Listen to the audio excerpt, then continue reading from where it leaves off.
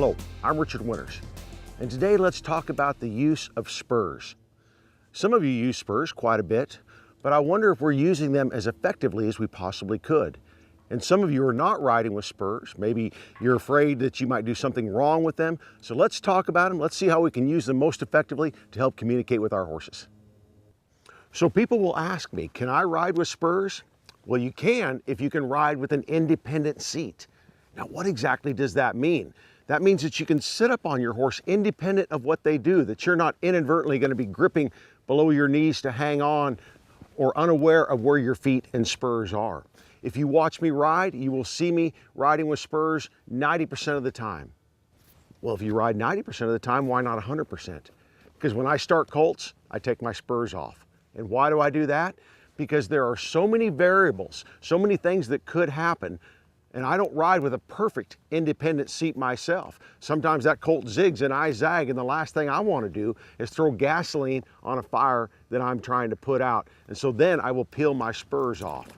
But I've found them to be very effective in everything else that I do. Now, one of the most important things about spur application is knowing where your spur is at any given time. Here's horses' best kept secret. Oftentimes I see riders spurring their horses, their knee comes back and they start banging on the back cinch, unaware that they're not even touching their horse.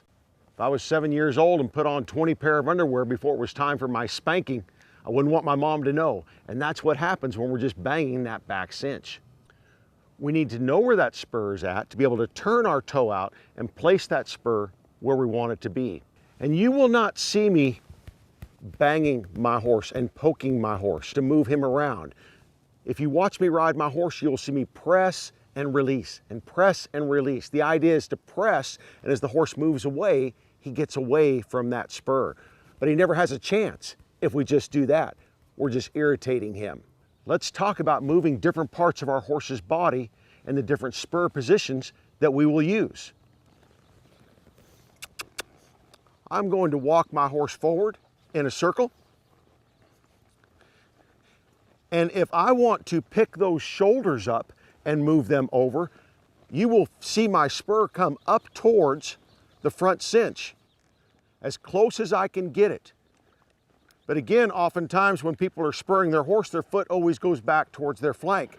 But I'm turning my toe out and pressing my spur as close to that front cinch as I can possibly get, and thus I am moving my horse's shoulders over.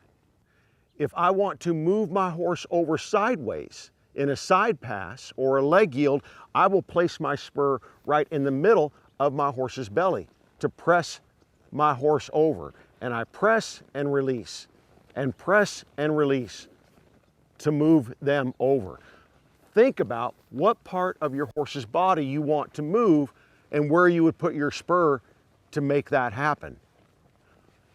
And then if I want to move my horse's hindquarters around, my spur would come back towards the back cinch to separate those body parts and move that hind end around.